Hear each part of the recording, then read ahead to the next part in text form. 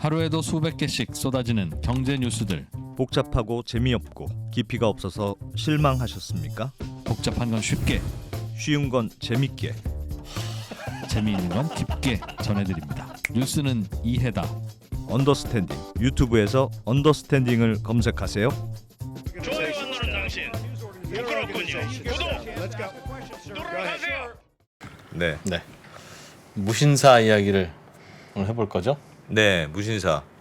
제가 들어오기 전에 무신사를 잠깐 예습했습니까? 살짝 예습했더니 했더니. 무신사의 창업자가 고3 때 고3 때. 그 옛날 프리첼이라고 아시죠? 프리첼. 예. 거기에 커뮤니티 같은 걸 만들어서 아, 네. 그거부터 시작했는데 어. 그 이후에 이제 키우해서 지금 뭐 조단위 얘기가 막 나오잖아요. 근데 이 창업자가 지분율이 네. 70%래. 와. 그 창업자 부모님은 아주 대박 났네요. 진짜 야 어마어마합니다. 아, 네. 우리 아들도 고3 때 좀 제발 좀 쓸데없는 공부만 하지 말고 예. 공부 많이 해봐야 아무도 쓸모 없다는 걸 아빠가 보여주고 있는데 네. 그래도 미련이 남아서 하고 있습니다. 그러지 말고 네. 뭐라도 돈 되는 걸 하기를 기원하면서 맞아요. 김수원 대표님 어서 오십시오. 예, 안녕하십니까. 네. 세상 쓸데없는 게 공부였던 것 같아요. 그죠? 뭐 공부가 제일 쉽죠. 쉬우니까 하긴 했는데 공부가 제일 그 왜 했나 모르겠어. 참 돈 안 돼. 네. 네. 돈은 안 되죠 공부가. 예. 패션 플랫폼의 세계. 네. 저희가 잘 모릅니다. 음. 패션 플랫폼. 패션 플랫폼 안프로님 저 오랜만에 보는 것 같아요. 그 월요일 뭐 이렇게 코로나 네. 제 슈퍼 유전자라서 엄청 안 걸리고 잘 확진 피해 안 다니고 됐어요? 네. 잘 피해 다니고 있습니다. 아직까지 코로나 확진 안 된 사람은 그 대인관계 문제가 있는 사람이라는 그런 이야기가 있던데 저도 아직 저는 뭐 대인관계 문제가 많아요. 그래서 아직까지 이제 거의 뭐 운동 생활을 걸릴 법도 한데 이 정도 되면 이상하게 안 걸립니다 잘. 그 여성복 그 브랜드 뭐 기억나는 거 있어요? 여성복 브랜드? 예. 그냥 없어요. 브랜드? 예, 브랜드 여성복. 꼼빠니야. 꼼빠니. 진짜 그거 좀 옛날 그 거 같은데. 방송에 협찬만이 나오니까 기억나는데 이게 꼼빠니. 이게 언제적 이야기인데? 톰보이. 톰보이?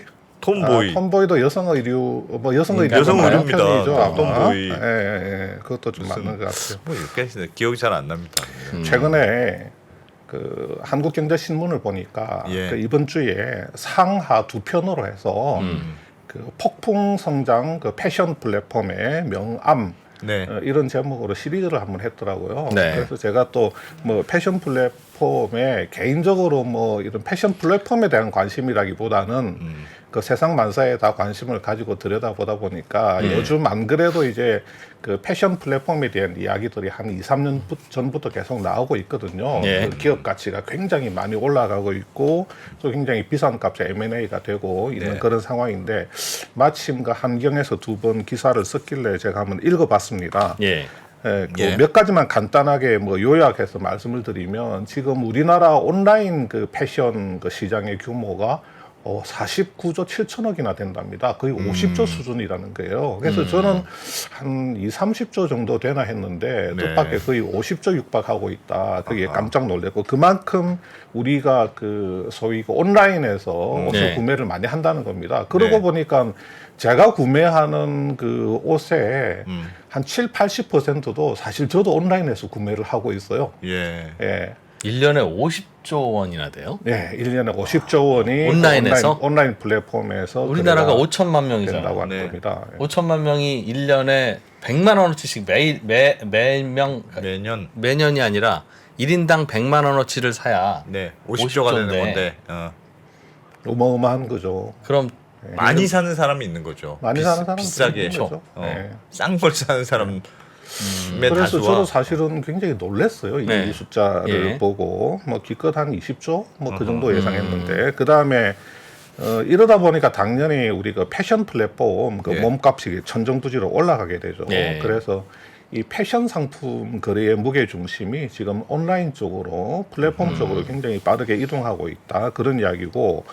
그러다 보니까 우리 대기업들이 그 패션 플랫폼을 많이 탐을 해요. M&A를 하려고. 예. 그래서 대표적으로 뭐 롯데 같은 기업들이 여러 그 패션 플랫폼 스타트업을 좀 찝적대는데 투자를 한다고 해도 돈을 안 받아준다는 겁니다. 그래서 대기업들이 돈을 싸들고 투자 대기하고 있는 것도 있다는 거예요. 순번 기다리고 있는 것도 있다. 네, 그런 상황이고 작년에 그 패션 플랫폼 그 스타트업에 몰린 돈이 3.5조라고 합니다. 야. 그래서 스타트업에 몰린 돈 중에서 가장 많은 돈이 여기에 몰렸다고 합니다. 스타트업들을 여러 가지 종류로 나눠 봤을 때, 그 패션 스타트업 쪽에 지금 3.5조가 갔다. 이런 이야기고, 그 다음에 이제 그 상편, 하편의 메인 꼭지가 무신사에 대한 이야기입니다. 예. 하편의 메인 꼭지로 무신사에 대한 이야기가 나오는데, 그 제목이 뭐냐면, 뭐, 점유율 50% 무신사의 질주, 패션 업계는 한탄한다. 그 적수가 없다. 무신사를 상대할 적수가 없다고 패션 업계는 한탄한다. 뭐 이런 제목을 달아놨더라고요. 무신사 그래서 점유율이 50%예요? 이 50%라고 하는 기준이 전체 그 온라인 패션 시장이 아니고 아마 그 이렇게 한정적인 부분인 것 같아요. 우리가 흔히 말하는 그 온라인 그 스타트업 네. 이쪽 그 시장에서 그러니까 이 온라인 패션 시장이라고 하면 대기업들도 자체 몰들을 많이 가지고 있습니다. 있습니다. 예, 있습니다. 그거를 다 예. 합쳐서 이제 우리가 50조에 육박한다는 거고 포랑 아마 SS 패션도 다 있어. 뭐래? 네, 우리가 흔히 말하는 그 스타트업 그 패션 플랫폼 그쪽 시장을 한정지어서 봤을 알겠어요. 때는 아. 한 50%에 육박한다. 그건 맞는 것 같아요. 제가 볼 때도 그 매출이 뭐 굵직한 웬만한 그 패션 플랫폼 매출 다 합친 것보다 그 무신사 매출이 더 많으니까 여기서 예. 말하는 50%는 거기에서 한정해서 이야기하는 것 같은데 그럼 이제 무신사가 이제 도대체 어느 정도냐? 네. 일단은 무신사의 그 거래 금액, 무신사 플랫폼에서 거래되는 그 의류 거래 대금 자체가 신세계 강남점하고 거의 비슷하다고 합니다. 그래서 네. 신세계 강남점 어마어마하거든요. 워낙 거기 그 비싼 물건들 아닙니까? 예. 그리고 거기 밑에 지하 식품관 가면요. 저도 이제 가끔 구경 삼아 가는데 그냥 사람 구경하다가 와요. 뭘 살 엄두를 잘 못 내겠어. 너무 이제 네. 제 수준을 뛰어넘는 것들이 많아가지고 네. 그래서 그 정도인데 그 다음에 이제 누구나 그 디자이너가 될 수 있는 시대를 열었다 그런 평가를 받습니다.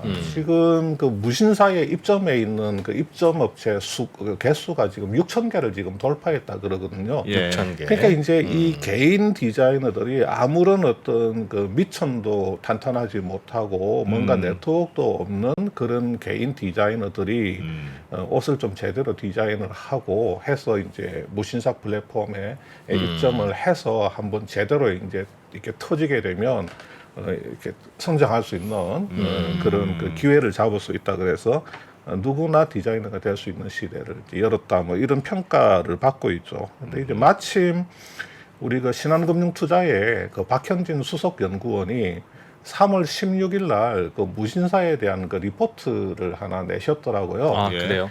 지금 그 몇 개 증권사들이 지금 비상장 기업에 대한 리포트를 이렇게 많이 내고 있습니다. 지금 뭐 신금투뿐만 아니라 뭐 KB라든지 한투증권이라든지 그 아주 앞으로 향후 한 5년 안에 성장할 가능성이 있는 그 알짜배기 그 비상장 기업들을 이 분석을 하는 리포트를 많이 내고 있거든요. 그 우리 예. 이제 투자자분들이 비상장 기업에 대한 관심들이 굉장히 높아지고 있습니다. 요즘 그래서 네. 그 비상장 그 주식 플랫폼에서도 지금 거래가 굉장히 뭐 많이 일어나고 있잖아요. 그래서 우리 박 연구원이 이런 제목으로 무신사 넘버원 패션 컨텐츠 플랫폼 뭐 이런 제목으로 리포트를 하나 내셔서 예. 제가 오늘 이야기는 이 리포트 내용도 좀 말씀을 드리고 네. 그 다음에 이 패션 플랫폼 업계에 최근 한 2, 3년간에 일어났던 M&A 또 업계의 판도 변화. 예. 그 다음에 지금 그 이런 패션 플랫폼의 이제 기업 가치라고 하는 게 이게 좀 논란이 되고 있는 측면이 있거든요. 예. 그래서 거품이다 아니다 하는 논란에 대한 이야기. 그 다음에 이런 회사들은 밸류에이션을 어떻게 그 평가를 하느냐, 그 방법은 옳은 거냐 하는 그런 이야기에 대해서 알겠습니다. 조금씩 예, 네. 말씀을 한번 드려보도록 하겠습니다.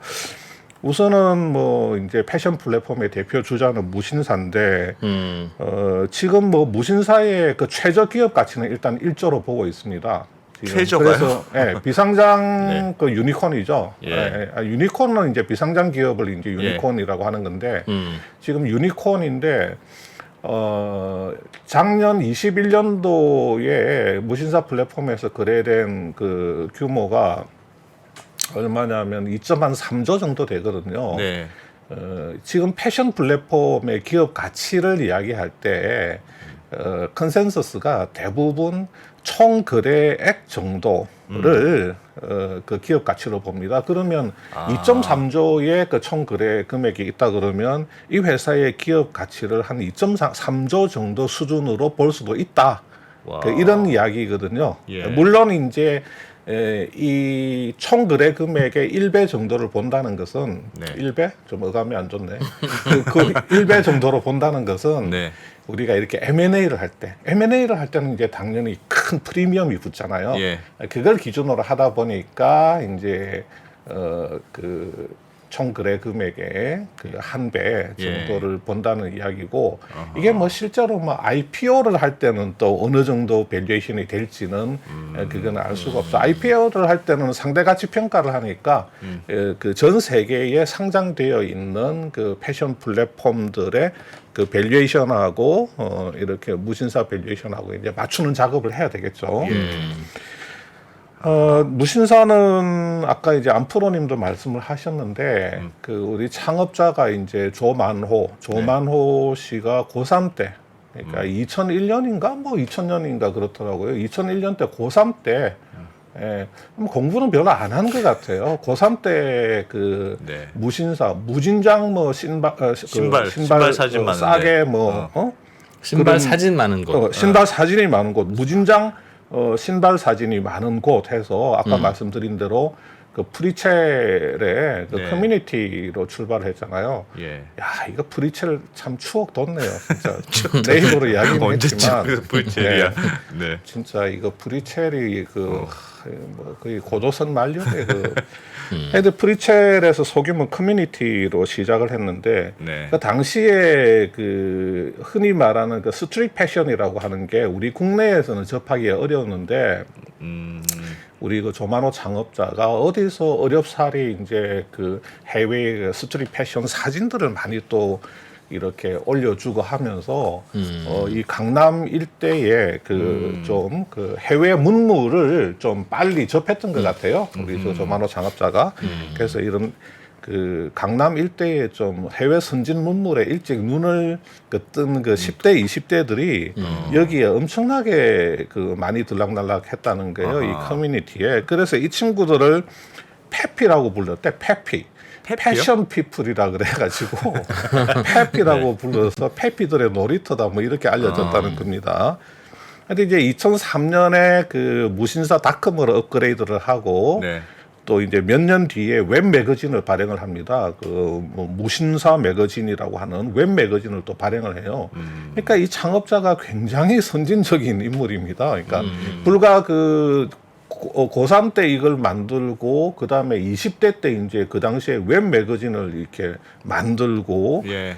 실제로 그 커머스 그 사업을 시작한 거는 2009년에 가가지고 2009년에 가서 그 무신사 스토어를 만들어서 지금도 무신사 스토어라고 이제 예. 사이트명이 무신사 스토어거든요. 예. 2009년에 가서 이제 본격적으로 커머스 기능을 도입을 해서 무신사 스토어를 본격적으로 그 서비스를 하죠. 그러면서 이제 사업이 잘 되니까 그걸 해야죠. 이제 자체 PB를 하는 겁니다.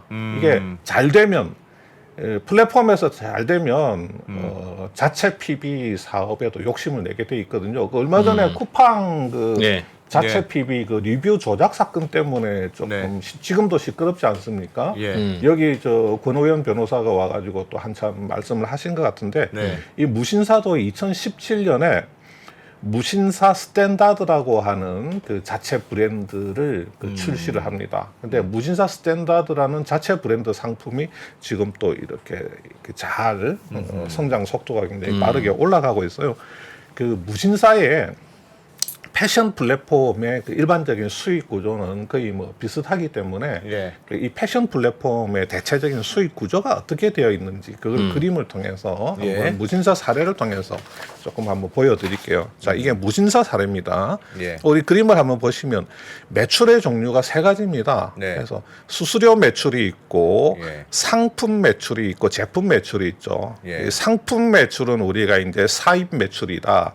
그냥 이제 이게 샀다는 뜻입니다. 이렇게 네. 구매를 했다는 뜻이에요. 그러니까 사입 그러면 우리 우리 흔히 하는 말로 동대문에 뭐 사입 삼촌이라는 사람들 있잖아요. 예. 그 상인들이 이렇게 동대문에서 물건을 사면 사입 삼촌들이 이렇게 짊어지고 이렇게 운반해 맞아요, 주잖아요. 맞아요. 그래서 저희도 사입 삼촌 한번 뭐, 배웠어요, 예. 맞아요. 그래서 이 세 가지 매출이 있는데 상품 매출은 사입 매출이고 그다음에 제품 매출 이게 이제 자체 브랜드 상품입니다. 이 수수료 매출이라고 하는 것은 예를 들어서 무신사에 입점해 있는 그 업체가 1,000만 원어치 옷을 팔았다. 예. 근데 무신사에서는 이렇게 25%의 수수료를 받는다. 그러면 자, 매출이 250만 원이 되는 겁니다. 무신사는 그렇죠. 그냥 플랫폼만 깔아줬기 때문에 25%일 때요? 네, 25%일 때 엄청 비싸네. 와.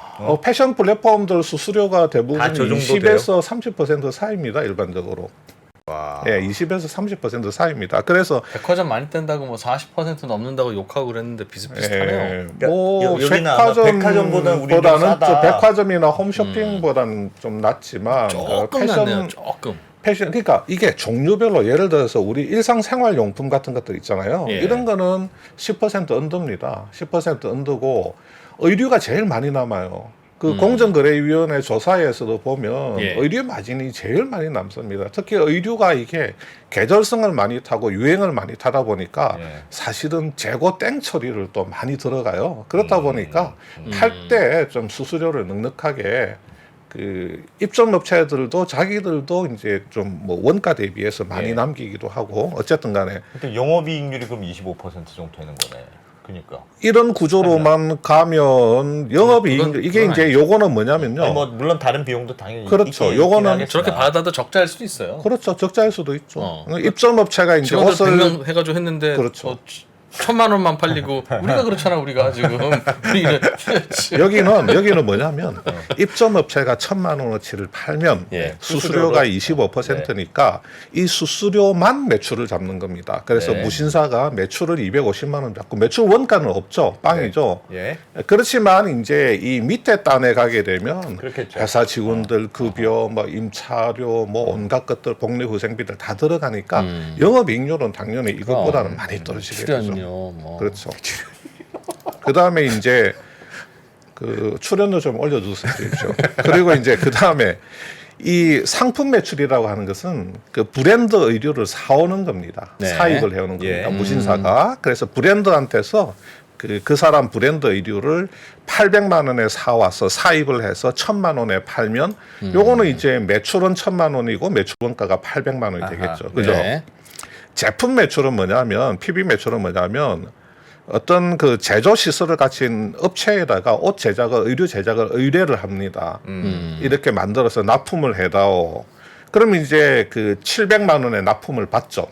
그 다음에 이걸 1,000만 원에 파는 겁니다. 예. 그래서 이제 요게 되면 매출 1,000만 원, 무신사 입장에서는 매출 1,000만 원, 매출 원가 700만 원 이렇게 네. 되는 거죠. 예. 그러면 우리가 이 거래에서 이 거래액은 3,000만 원입니다. 네. 자, 요것도 1,000만 원어치 거래됐죠. 여기도 1,000만 원어치 거래됐죠.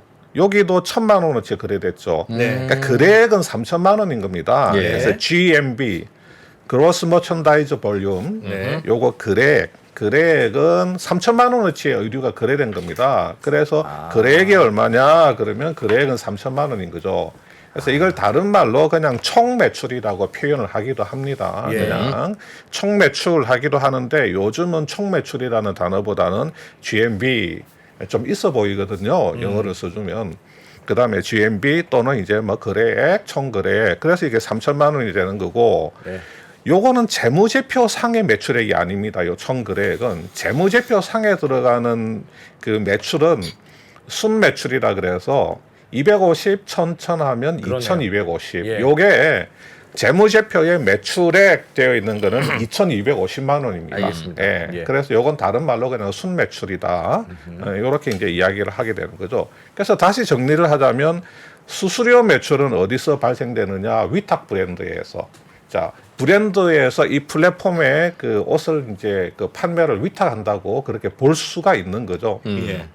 정확하게 말하면 위탁은 아닌데 하여튼 위탁 브랜드라고 일반적으로 이야기를 하고 상품 매출은 매입 브랜드 무신사가 매입을 했기 때문에 매입 브랜드 그렇게 이야기를 하고 여기 제품 매출은 PB 브랜드 또는 자체 브랜드다 이렇게 이제 이야기를 하는 거죠. 네. 그래서 우리가 뭐 이렇게 리포트를 보거나 아니면 이런 그 패션 플랫폼에 대한 설명을 들을 때 뭐 위탁 브랜드가 뭐 어쩌고 매입 브랜드가 어쩌고 뭐 PB가 어쩌고 할 때는 이런 뜻으로 이렇게 알아두시면 되는 거고 그러면 여기 판매 유통 수수료만 매출액으로 인식할 거냐 아니면 판매 가격 요 놈을 그냥 통으로 전부 다 매출액으로 인식할 거냐 요거는 어떻게 결정이 되냐면 예.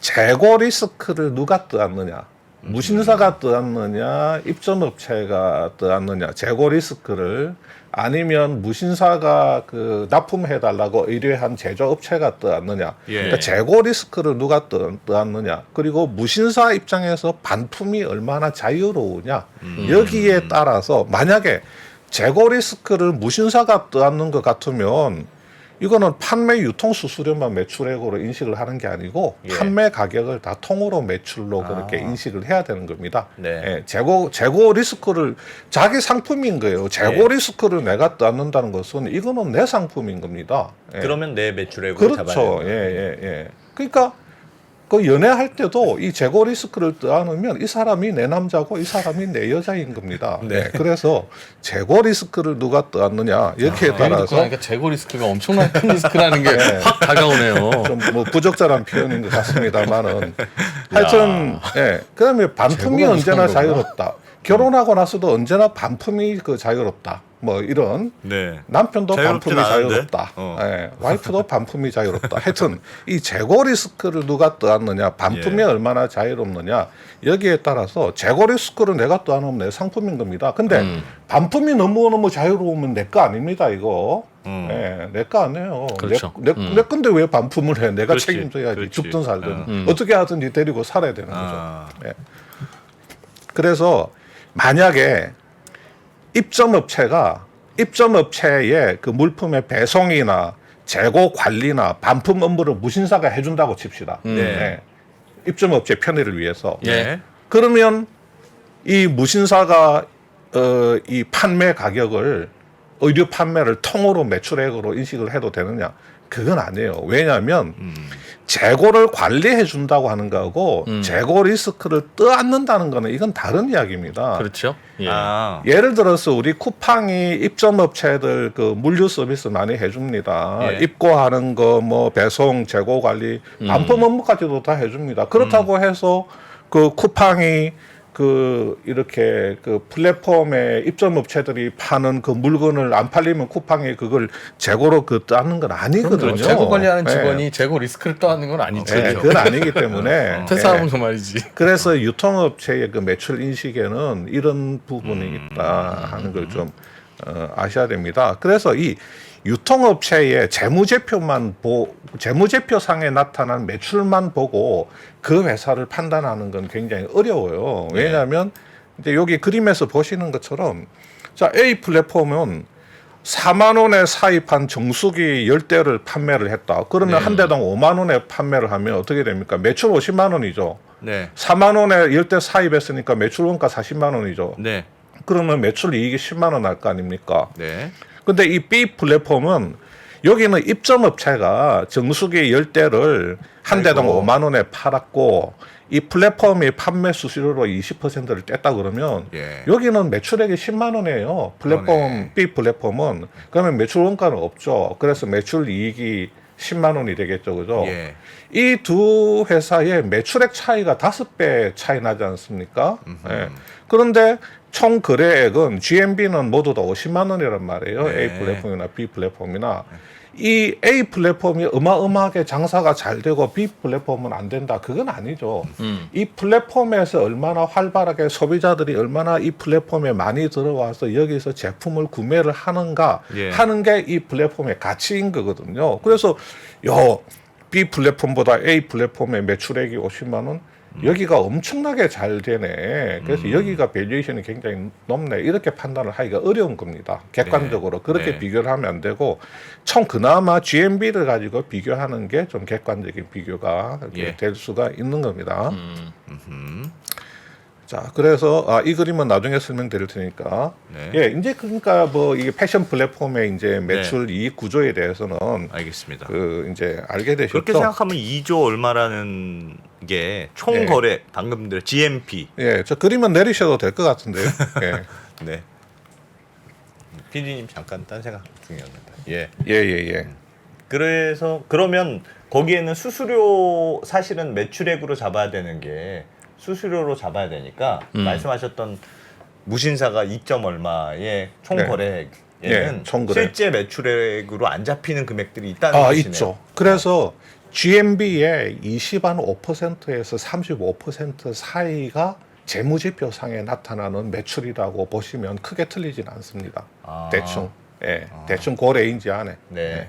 그러니까 이 GMB하고 매출액은 차이가 크죠. 왜냐하면 입점업체들이 이게 많이 팔게 되면 GMB는 굉장히 커지지만 예. 재무제표상에 찍히는 매출액은 수수료 매출액만 찍히기 때문에 그 숫자는 작거든요. 네. 다만 그거는 외형적인 매출 사이즈는 그렇게 보이더라도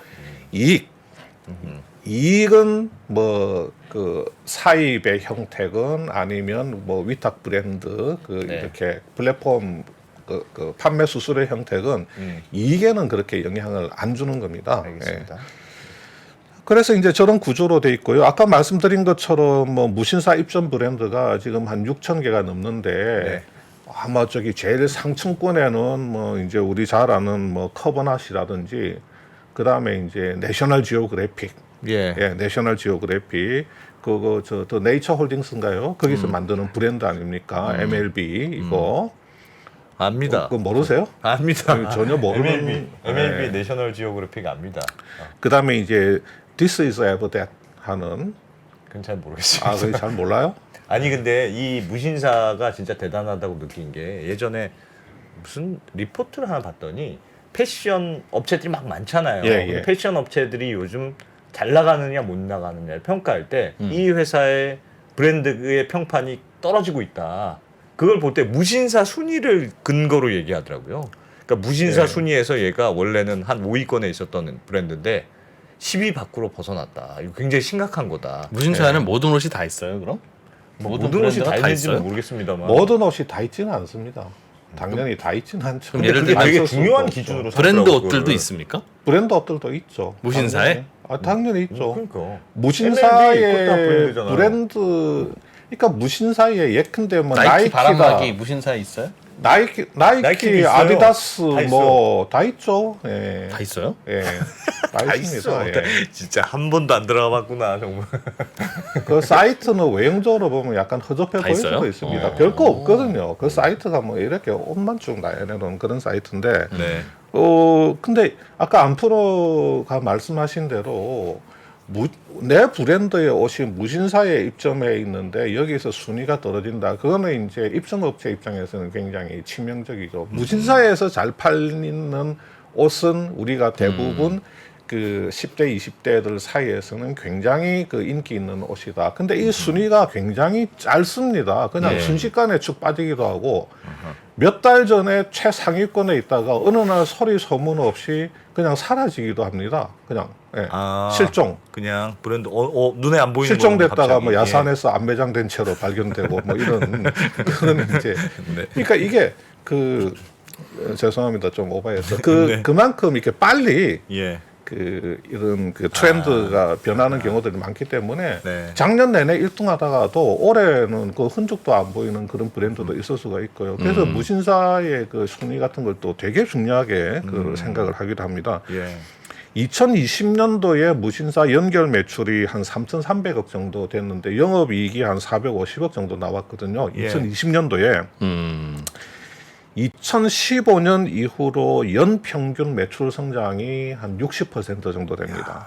영업이익 성장이 한 37% 정도 되고, 그러니까 어마어마하죠. 그러니까 5, 6, 7, 8, 9, 10, 11, 한 7년 동안 연 평균으로 뭐 매출이 한 60%, 영업이익이 뭐 한 37%니까 예. 굉장히 빨리 성장을 했다. 그래서 이제 아마 조만간에 IPO도 그 준비를 하고 있는 걸로 알고 있고요. 아까 말씀드린 대로 21년도에 그 GMB가 한 2.3조, 예. 내년 GMB가 못돼도 한 2, 3조 정도는 될 걸로도 추측들을 하고 있더라고요. 이 GMB도 우리 과거 3년간 GMB의 성장률 자체가 60%입니다. 그러니까 뭐 대단하다고 인정할 수밖에 없는 플랫폼인 것은 맞아요. 예. 그거는 인정을 할 수밖에 없고, 그 지금 이제 뭐 전문가들이 보기에는 우리 이제 박 애널리스트 리포트에도 나와 있지만 대충 그 온라인 시장의 규모가 한 50조 정도 되는데 네. 무신사의 그 지금 GMB가 한 2, 3조 정도 되니까 5, 6% 정도 되나요? 그 정도 수준이잖아요. 그래서 앞으로 추가적인 성장의 여지가 좀 더 있을 있다. 거다. 예, 이런 식으로 이제 좀 평가를 하고 있습니다. 그 최근에 이제 무신사 같은 그 패션 플랫폼에서 뚜렷하게 보이는 트렌드 중에 하나는 뭐냐면 네. 자체 브랜드, PB 브랜드의 그 비중이 갈수록 뭐 계속 그 올라가고 있다는 약간 겁니다. 쿠팡이랑 비슷하네요. 그게 왜 그러냐면 그게 많이 남거든요. 예, 그게 많이 남습니다. 그게 돈이 되는 거거든요. 내가 사입을 해오거나 아니면 그냥 판 깔아놓고 판매 수수료를 받는 것도 그것도 짭짤하긴 하지만 예. 내가 그 어떤 제조업체에 의뢰를 해서 그렇게 만들어서 납품을 받아가지고 내 브랜드를 받쳐서 이렇게 달아서 파는 거, 그게 이제 그 마진이 굉장히 짭짤하게 그 많이 남습니다. 그래서 이 위탁 브랜드나 그 사입 매입 브랜드보다도 자체 브랜드의 좀 이익률이 좀 높기 때문에 네. 그 자체 PB 그 브랜드의 좀 비중을 높여가고 있죠. 지금 뭐 쿠팡 같은 경우도 지금 뭐 나중에 그 사실관계를 더 봐야 되겠지만 계속 지금 문제가 되고 있는 부분이 아직 뭐 확인되지는 않았지만 뭐 쿠팡 사이트에서 잘 팔리는 상품이 있으면 쿠팡이 그걸 좀 이렇게 그 벤치마킹을 해서, 쿠팡은 이제 모든 데이터를 다 가지고 있으니까 그렇게 해서 그 자기 자체 브랜드 좀 제품을 내놓아서 실제로 입점업체를 좀 골탕 먹이는 거 아니냐, 뭐 그런 이야기 아니겠습니까? 그렇죠. 그러니까 지금 무신사도 앞으로 그런 이야기를 들을 수밖에 없어요. 자체 그 브랜드의 비중이 높아가면 높아갈수록, 왜냐하면 무신사도 여기도 맨 똑같습니다. 플랫폼에서 어떤 스타일의 옷이 지금 잘 많이 팔리는지. 팔리고 있고 애들이 어디에 관심을 가지고 있는지 빤하게 지금 보고 있지 않습니까? 그렇겠네. 그러면 그런 옷 만들면 제조 되지. 시설 끝이 야, 그 3%의 이진우 프로가 입고 온 저 퍼런 거 저거 후드티 파랗다고 해주십시오. 왜 퍼런 거라고. 저게 저 뭐 저래 보여도 네, 저게 네. 명품이다. 뭐 예를 나는. 들어서 뭐 아주 좋은 명품이고 뭐 10대 애들이 엄청나게 산다.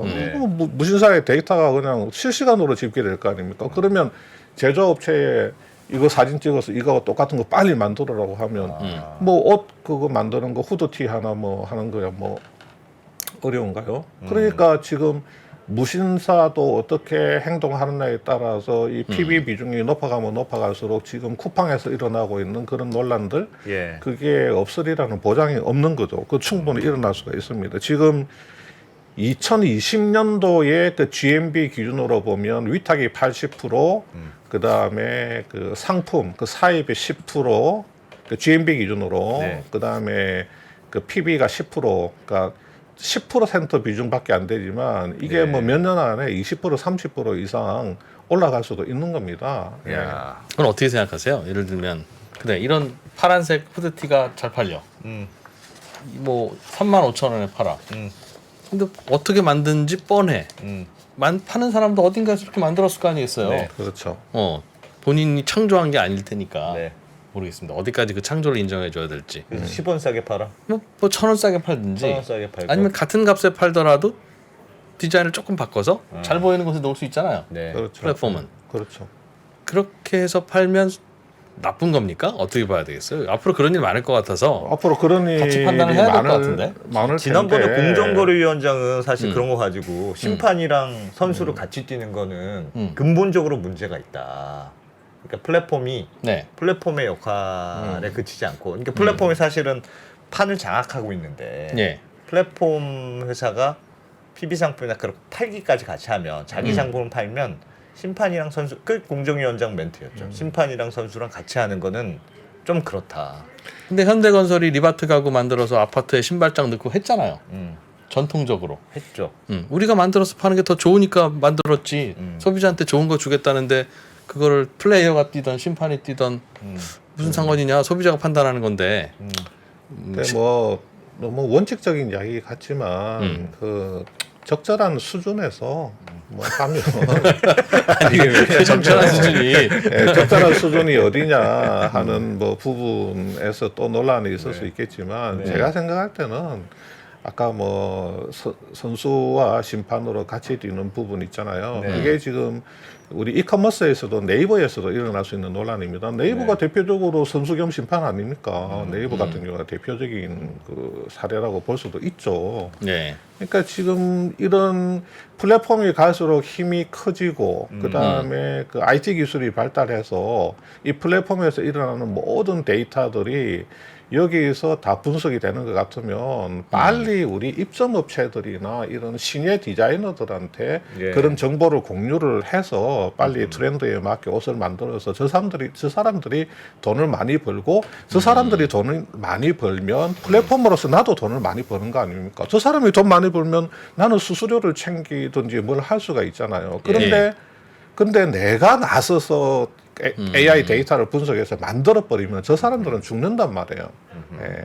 그런 측면에서 저는 뭐 플랫폼도 어차피 플랫폼도 트래픽의 목을 매다는 겁니다. 트래픽의 목을 매다는 거고 그 다음에 그 확장하고 성장하는데 그 GMB 키우는데 목을 매달게 되는 거죠.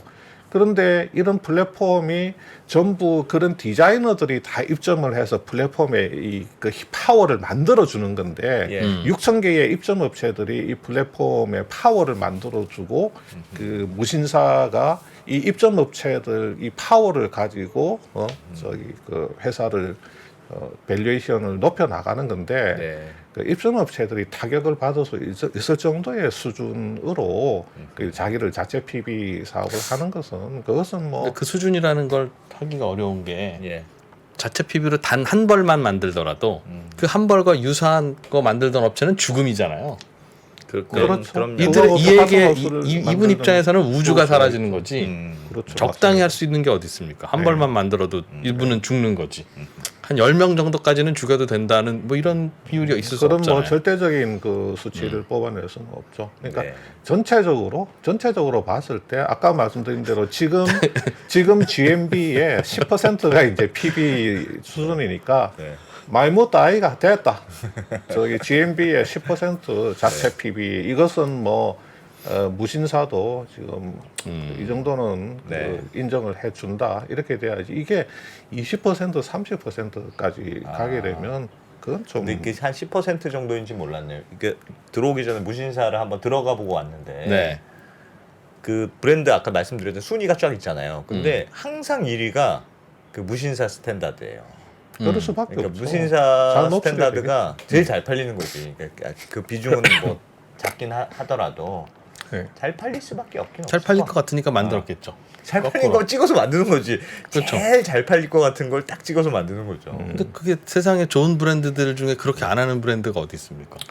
근데 그게 이제 그런 데이터들이 다 우리 그 입점업체들 판매에서 이제 다 나오는 데이터니까 그러면 입점업체들하고 뭐 공유를 하든지 공유를 해서 완전히 오픈 지금 플랫폼 중에서 그런 걸 공유를 많이 하려고 이커머스 쪽에서는 뭐 우리 그 특히 뭐 네이버라든지 네. 그 이런 데서는 그런 데이터들을 공유를 해서 예. 이렇게 입점업체들 배려를 많이 하니까 아하. 입점업체들하고 공정하게 데이터를 공유를 한다든지 여러 가지 뭐 그런 조건 하에서 네. 뭐 PB 상품을 한다 그러면 뭐 또 좀 봐줄 수 있는 부분이 있겠죠. 알겠습니다. 예. 옴정이로 한번 가보시죠. 제가 뭐 이제 요거 이제 실시간 댓글은 네. 저는 이제 이렇게 고개를 돌려야 볼 수 있기 때문에 잘 안 보는데 네. 좀 전에 2%에 대한 좀 뭐 비난의 댓글이 좀 그런 거 올라오지 않 그런 없었습니까? 그런 거 없었- 아니 의외네. 왜냐하면 PB는 그 보기에 따라 되게 다르거든요. 왜냐면 아, 어쨌든 의외네요. PB를 논란의 아이콘입니다만 우리 리포가 그 PB는 어떻게 보면 비슷한 제품을 싸게 만들어서 공급하는 측면도 있어서 그렇게 보면 굉장히 소비자한테 이제 유리한 측면도 소비자 있고. 구생에 좋다 그런 맞아요. 이야기들을 많이 하죠. 그래서 그러니까 그건- 미묘한 문제이긴 한데 네. 그래서 저는 이제 이거를 어떤 측면에서 보냐면 좀 두 가지 측면에서 봅니다. 왜냐하면 좀 저희 뒤에서 이제 좀 뒤에서 말씀드리려고 했는데 네. 이 패션 플랫폼의 기업 가치 밸류에이션에 대한 논란 중에서 이게 있어요. PB 제품 그 거래액은 그 GMB에서 빼고 밸류에이션 해야 되는 게 아니냐. 그런 아. 이제 이야기가 있어요. 그래서 이번에 한국경제신문 기사에서도 네. 어떤 IB 업계 관계자가 말하기를 자, 이 GMB를 계산할 때 두 가지 문제가 있다. 뭐냐면 자, 시즌 오프 때문에 이 의류 상품을 60% 70% 할인해서 판매를 해놓고 네. GMB 계산할 때는 정상가로 GMB 계산을 한다는 거예요. 그러면 그러면 나중에 M&A 할 때라든지 뭐 이럴 때 IPO를 할 때 GMB의 숫자가 커지니까 이 패션 플랫폼의 밸류에이션을 굉장히 높게 인정을 받을 수가 있겠죠. 근데 그건 왜 그렇게 합니까? 그건 사기지. 왜 2만 원짜리 2만 뻥튀기죠. 원을 팔아놓고 왜 그건 좀 원래는 뻥- 6만 뻥튀기입니다, 원이었다고? 뻥튀기. 그건 좀 아니, 그건 그러네요. 법으로 막아야죠. 그게 왜 뻥튀기죠. 그래요? 그게 회계상으로 근데 이거는 그렇게 돼요? 이거는 회계 문제가 아닙니다. 우리가 착각을 하는 게 예. 밸류에이션은 회계 기준의 문제가 아닙니다. 그러니까 예를 들어서 패션 플랫폼의 GMB는 그 실판매 가격으로 한다. 이게 회계 기준서에 나와 있는 게 아닙니다. 아, 그게 업계 룰도 없어요? 네. 아, 이 밸류에이션은 그래서 밸류에이션은 뭐 수익 가치로 하건 자산 가치로 하건 상대 가치 평가를 하건 뭐 DCF를 돌리건 뭐 어떤 걸로 하건 그냥 사람들이 상식적으로 받아들일 수 있는 수준으로 하면 된다. 이게 이해됐어요. 밸류에이션입니다. 네. 그래서 네. 그래서 밸류에이션을 잘못했다고 해서 깜빵 가지는 않습니다. 예. 근데 회계 기준서에는 이제 회계 기준이라고 하는 건 있죠. 이럴 때는 회계적으로 어떻게 인식을 하고 이럴 때는 어떻게 인식을 하고 그런 건 있는데 밸류에이션은 회계 기준이 아닙니다. 예. 그냥 매출액만 재무제표 잘 쓰면 되는 거네요. 그냥. 그렇죠. 이거는 뭐 사고 파는 사람들끼리 네. 야 이거 너네들 그 시즌 오프 할인한 거 이거 뭘로 반영해서 그 정상가 기준으로 했는데요. 아니 그래 오케이. 뭐 이런 내가 거 알아서 그냥 서로 환원할게. 뭐 서로 이제 알겠습니다. 뭐 저희들 술 한잔 사. 뭐 그래 가면서 이제 하면 되는 거거든요. 네. 뭐, 하여튼 이게 이렇게 하는 그 어떤 그 케이스들이 있다. 네. 그래서 할인 가격을 GMB에 넣지 않고 할인 전 정상 가격으로 하면 네. 이 GMB가 왜곡되는 거란 말이죠. 뻥튀기는.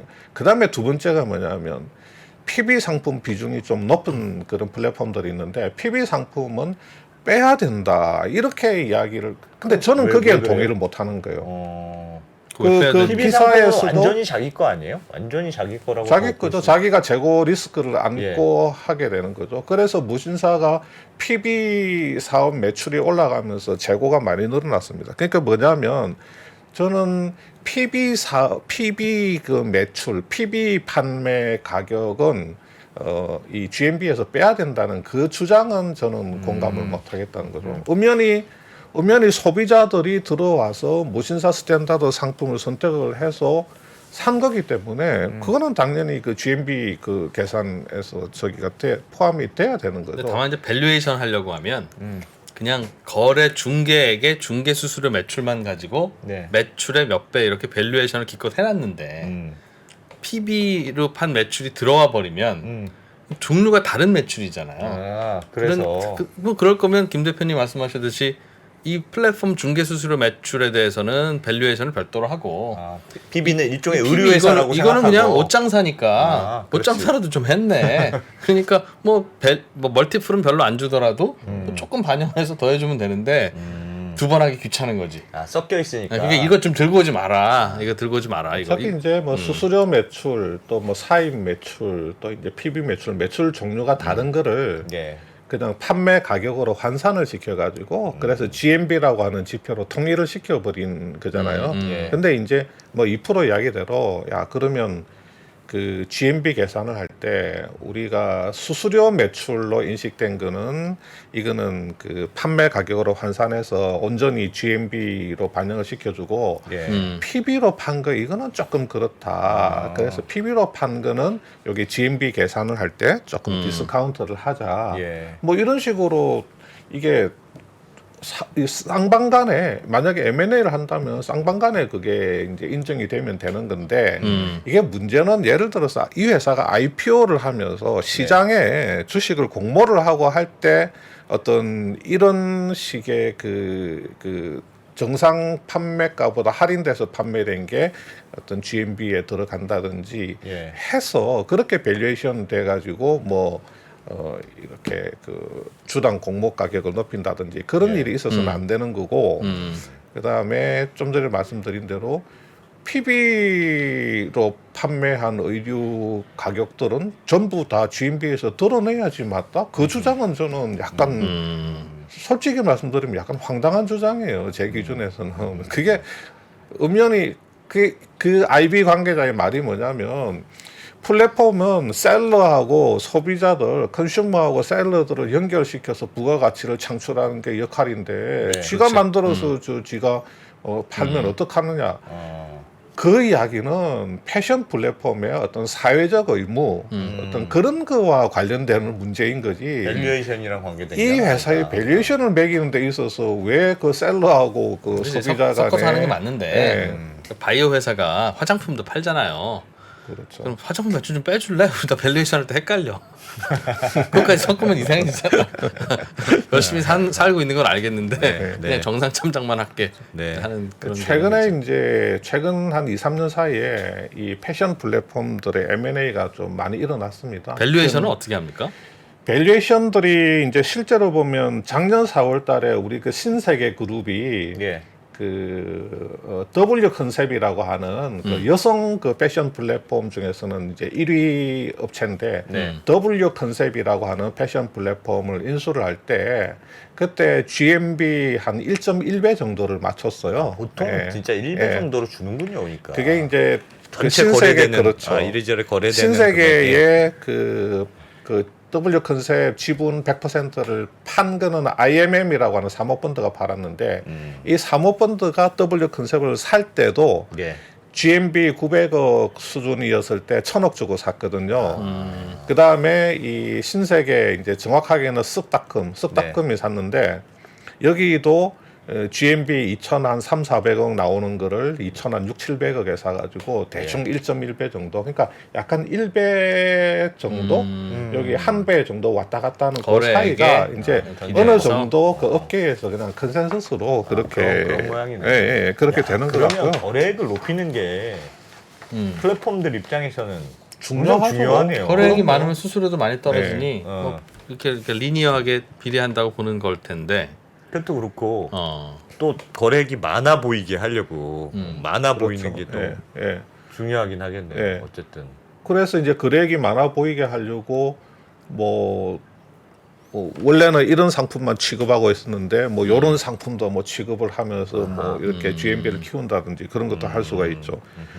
그다음에 이제 그 무신사도 M&A를 했습니다. 무신사도 작년에 M&A를 했는데 스타일 쉐어라고 하는 회사하고 네. 29센티라고 하는 회사가 있어요. 예. 이 두 회사를 각각 1,000억, 2,000억에서 3,000억에 그 인수를 했는데 이 두 회사도 마찬가지로 거의 딱 GMB 그 수준에 딱 그냥 한 배 수준에 맞춰서 그렇게 거래를 했거든요. 그러니까 아마 GMB가 중요하군요. GMV. 신세계에서 뭐 W 컨셉을 인수를 하면서 뭐 무신사한테 좀 엉겨 붙는 듯한 모습을 보이니까 무신사에서 뭐 확실하게 누르기 위해서 뭐 스타일 쉐어하고 뭐 29센트를 M&A를 했다 뭐 그런 이야기도 이제 업계에서 있었고 카카오가 지그재그를 인수했잖아요. 카카오가 예. 이 지그재그는 이제 그 패션 플랫폼 애플리케이션 그 브랜드고 지그재그 예. 회사 이름은 이제 크로키닷컴이죠. 들어보셨죠? 크로키닷컴. 예. 네. 예. 크로키닷컴인데 작년 그 4월 달에 카카오가 지그재그 그 크로키닷컴을 인수한다고 했을 때 그때 나온 이제 일부 그 이야기들이 뭐냐면 지그재그가 한 7,500억 정도 GMB이기 때문에 한 1조까지는 줘야 될 거다. 근데 네. 카카오가 돈이 있느냐? 카카오가 현금 여력이 충분하다. 그래서 카카오가 별도 재무제표 기준으로 그러니까 계열사 돈을 끌어들인다든지 큰 차입을 하지 않고도 별도 재무제표 기준으로 한 1조 4천억 정도의 현금성 자산이 있기 때문에 뭐 조금 약간 뭐 좀 차입을 한다든지 뭐 해서 충분히 지그재그 정도는 인수를 할 수 있다 이렇게 이야기가 됐었거든요. 예. 근데 나중에 실제로 인수를 했는데 이렇게 그 뚜껑을 딱 열어보니까 거의 돈을 안 들였어요. 거의 돈을 안 들이고 인수를 한 거예요. 그 어떻게요? 구조가 뭐냐면 이 그림입니다. 그림. 네. 이 그림을 잠깐 한번 보여드릴게요. 자 여기 그림에 보시면 그 카카오의 그 여기 카카오가 있고 요 카카오 커머스 지분을 100% 가지고 있었거든요. 예. 요 카카오 커머스가 스타일 사업 부문이 있었습니다. 그러면 어떻게 하냐면 요 스타일 사업 부문만 딱 떼가지고 여기 지그재그에다가 합병을 시켜버립니다. 예. 그러면 지그재그는 이 스타일 사업을 이렇게 넘겨받았으니까 이 그 자기들 신주를 발행을 해서 카카오한테 줘야 돼요. 예. 카카오가 100% 주주잖아요. 그러니까 예. 스타일 사업을 받았으니까 그 대가로 신주를 줘야 되는데 크로키닷컴이 그때까지 발행 주식 수가 226만 주밖에 안 됐는데 예. 신주로 이제 201만 주를 발행을 해주다 보니까 당연히 크로키닷컴의 대주주가 누가 됩니까? 카카오가 될 수밖에 없죠. 이런 구조에서는 그죠? 그렇죠. 그래서 이렇게 되는 거죠. 저 거래를 끝나고 나니까 카카오는 커머스 100% 지분 가지고 있고 크로키닷컴 47% 지분. 현금을 안 들이고 분할 합병 방식을 통해서 크로키닷컴의 신주를 이렇게 했고 스타일 사업을 부문을 던져주고 그 대가로 너네들 신주를 내놔라. 네. 그래가지고 이런 구도로 만들었죠. 그리고 나서 어떻게 하냐면 여기 카카오 커머스를 합병을 해버립니다. 여기 카카오가. 예. 그러니까 이렇게 되죠. 카카오가 카카오 커머스를 그냥 합병을 해버리고 예. 그 다음에 여기 카카오 밑에는 아까 이제 크로키닷컴은 회사 이름을 이렇게 카카오 스타일로 바꾸게 되죠. 네. 이렇게. 예. 이렇게 저런 가게 되는 구조였다. 겁니다. 뭐 돈을 줄 수도 있고 우리 사업부를 줄 수도 있고. 예. 그래서 사온다는 그런 예, 구조다 실제로 이거죠? 이제 현금을 뭐 드리지는 않았고요. 알겠습니다. 지금 뭐 이제 같이 밸류에이션 그 논란 관련해서 네. 아까 말씀드린 대로 뭐 PB 그 부문 PB 브랜드에서 발생된 그 GMB 그걸 넣느냐 맞느냐 하는 그런 이야기들이 좀 있고 워낙에 최근 뭐 1, 2년, 2, 3년 사이에 이렇게 카카오니 신세계니 뭐 무신사니 지금 또 뭐 롯데 같은 상당수 대기업들이 야 이거 이제 에이블리 같은 그 회사들 이렇게 에이블리 저거 뭐 M&A 해야 되는 브랜디 같은 예, 회사들 뭐 예. 브랜디나 에이블리 같은 회사들 이렇게 보고 있으니까 그 몸값이 이제 갈수록 슬금슬금 올라가가지고 이게 GMB 한 1배, 1.1배, 1.2배에서 지금 GMB 기준으로 1.5배, 1.6배 이상 올라가는 게 아니냐 하는 예. 이야기들이 나오고 있습니다. 그래서 이게 지금 사실은 내수 중심이잖아요. 네. 네. 이 해외로 빨리 나가서 더 키워야 되는데 이 내수 시장에서 박터지게 이렇게 싸우고 있는데 무슨 GMB 그 밸류에이션이 저렇게 올라가는 게 맞느냐 하는 이야기들이 그 지금 좀 나오고 있습니다. 패션 플랫폼의 밸류에이션 이야기 이거는 다음 시간 좀 이어서 네. 들어봐도 재밌을 것 같아요. 오늘 하실 말씀 다 못 하셨죠? 거의 대충은 에이, 다 좀 했습니다. 남았다고 해주세요. 예, 조금 네, 좀 남았습니다. 남았고 나중에 예, 예. 좀 더 하셔서 네. 다음 주에도 좀 다음 시간 좀 이어서 듣고 네. 또 다음 거 좀 하고 네, 알겠습니다. 예 그렇게 저는 이 미래가 궁금해요. 패션 플랫폼? 이러다가 결국은 무신사 하나로 우리나라 옷가게가 다 통일되는 건지 그런 거라면 가치가 있죠. 그 기사에는 네. 무신사가 요즘 아까 점유율도 뭐 50%막 이런 얘기 나오니까 너무 높아서 입점하는데도 네. 너무 이렇게 이렇게 패션 업체들이 이제 막 납품을 해야 되잖아요. 저 좀 들여보내주세요 하니까 소위 갑질을 좀 한다. 뭐 그런 뭐 내용도 그럴 기사에 좀 수도 있긴 있죠. 있더라고요. 예. 워낙 이제 커지니까. 이게 그래서 뭉칠수록 계속 커지는 건지 아니면 자꾸 커지면 지겨워지는 건지. 한때도 프리첼이 우리나라 최고의 커뮤니티였던 때도 있었어요. 그래서 그런 어떻게 적이 봐야 있었어요? 되는지 있었습니다. 그래서 그런 얘기 좀 이어서 해보죠. 글로벌 네. 모니터 김수원 대표와 함께했습니다. 고맙습니다. 네, 감사합니다. 디지털 세계에서는 사실 뭐랄까 소유권이라는 개념이 좀 희박하잖아요. 네, 복사가 네. 너무 간편하니까 이거를 이제 보장해줄 수 있는 굉장히 신기술이다. 지구를 잘게 쪼개 땅을 사고 팔 수 있는 메타버스 플랫폼. 3만 원에 팔린 프랑스 에펠탑은 지금 170만 원이 됐습니다. 디지털 아티스트 비플의 한 작품이 지난달 팔린 가격은 787억 원. 그리고 게임 캐릭터 성형을 통해 월 1,000만 원을 버는 크리에이터의 등장까지 새롭게 펼쳐지는 세상에 대한 전망과 리스크를 담았습니다. 여러분도 메타 리치를 꿈꾸신다면 변화의 흐름에 올라타 보세요.